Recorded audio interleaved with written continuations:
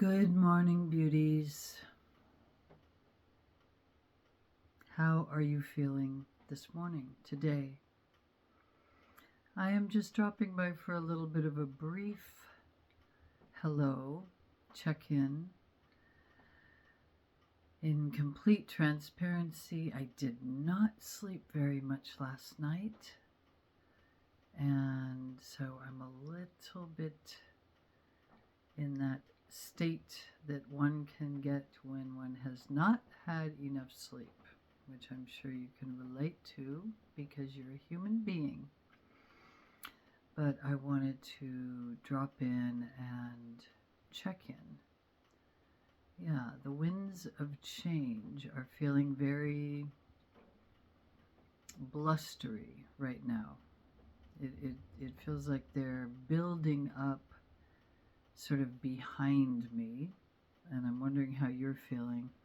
I feel like there's this imminence, right? This propulsive something coming from behind, so to speak. And there's this little lull right here in this moment, at least for me. I'm curious about how you're feeling, where a lot of old patterns, old stories, old buried parts are rising up in the culture. We see that rising up in each one of us. Maybe not every single person is aware of it, but I'm noticing with myself, with clients, with friends, that there's sort of these themes of old parts and pieces rising up to be truly, truly embraced in order to be released in some cases. And simultaneously, there is this sense as well, even a bigger sense of the new rising up simultaneously. Right? The new being that which you and I wish to focus on. Speaking of yesterday, right? Yesterday's video, focus. What do we wish to glance toward, cast our gaze upon, in order to fulfill this rising, right? This newness with clarity, with a sense that, yes, that is what I'm envisioning for myself and for the world, right? So in order for us to have room for the new, there needs to be a very profound, but what I'm feeling right now is a very gentle house cleaning. Not a manic, throw things out kind of an attitude. A gentle, slow, and with it will come emotion, right? The landscape of emotion will really, and I'm feeling this all this last week, this really clear, almost like a long play video, right? With, oh yeah, that. Oh yes, that, right? And with it may come grief, right? Profound tenderness. Yeah?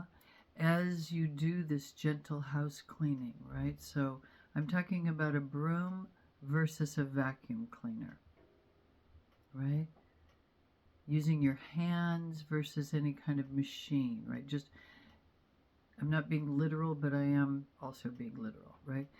Gently going through things, maybe one section of your house or a room every day. So I'm talking about literal house cleaning in the sense of clearing space in order to lessen the burden or tension on you in terms of how much stuff you have, but also that internal house cleaning. Allowing the waves of emotion to rise, perhaps things from the past, things that we might call regrets, and let's reframe that and really, really look into, oh, those were experiences that taught me so much. not overriding the difficulty, because it can be pretty difficult down here, right? Life on Earth. It can be very difficult. As difficult as it is, obviously, there's the rising of the other, many other states of being, and there's exaltation, there's deep peace, there's simple awakening, right? And I say simple next to awakening because it really can be filled with simplicity, right? The extremes are sometimes very attractive and appealing. Even, right, we can speak to addiction in that sense. Even if one knows that one is really not wanting to feel the way that one might feel when you maybe drink too much, or go into any form of addiction. If you've done it long enough, right, it's a loop, and your body is just asking you to do it. Your mind might know better, but the attraction almost becomes so familiar that the extremes, even if they're really, really, really what we would call very negative extremes, become habitually attractive, right? And vice versa, right? Like maybe I'll just go to one more workshop, one more spiritual retreat, one more, right? We've all been inside of all of these loops in one way or the other. Yeah? And some more on one side than the other. And so what I'm speaking to is this kind of gentle house cleaning, this sort of middle pathway, this simpler awakening, where it's not so much about how can I reach that exalted state of quote unquote awakening, or how can I get away from this other state. It's can I bring myself right here, somewhere in the center of things, and just allow the feelings to roll through. But as they're rolling through, you've got that little hand broom, and you're like, oh yeah, that's something that I see that old pattern. I'm ready to actually sweep that out the door, not in anger, just in okay. Right? You might wrap your arms around yourself. Okay, I really did get that. Yeah, I really do understand. Maybe write about it. And really release. And simultaneously, you might be releasing some things from your physical world. Right? Things that had maybe old attachments that felt super, super sticky. But, oh, I can't let go of it. Just see, right? Just be curious. See if you can let that gentleness drop down into you, and just be present to what is. There may be a lot of grief. I think many of us at this moment in time are really experiencing a lot of grief as we see the crumbling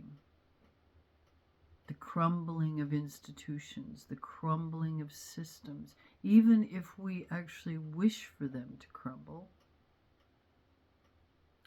There can be the grief of the instability as everything seems to be falling apart, because the brand new isn't going to instantaneously pop up. We are the builders. We are the creators of the brand new. Just as we created those old institutions. Now, you may argue with me about that, but when I say we, I mean the collective consciousness contributed. Now, there have always been and will always be some beings who are in, what do we call it? Right, I call it not in their right minds. That's their blueprint, perhaps, in this lifetime or any lifetime, is to exhibit profound hubris, to create chaos, to be extraordinarily narcissistic, even pathological, even yeah, the extreme levels of that. And that has existed in humanity for as long as I can glance back, yeah. And then there are some who are absolute rebels and wild, wild activists towards something different than that. And this is a giant conversation, right? I'm not going to go off in that direction. But here we are in this moment, this time on earth, this moment. And I'm just sharing what I am experiencing and feeling in my little corner of life on earth. Yeah, and the image that keeps coming to mind is one of those wide fan brooms, right? Handmade, beautiful. It's fans out at the bottom, and just the gentle sweeping of the mind, sweeping of the body of your house, perhaps sweeping of your own body. Perhaps there's fasting that wants to happen, or some shift in your diet that allows you to just have a shift, a change of scene, right? That allows you to look at things differently and to release the things that are truly, truly, truly not serving, but not in that simplistic way, that you really feel the feelings as you release, right? As you touch the objects in your mind, old patterns, old words, and then in your home, perhaps in your body. Always, right, hands on body, gently guiding yourself as grief perhaps arises, as different feelings arise. Yeah? So,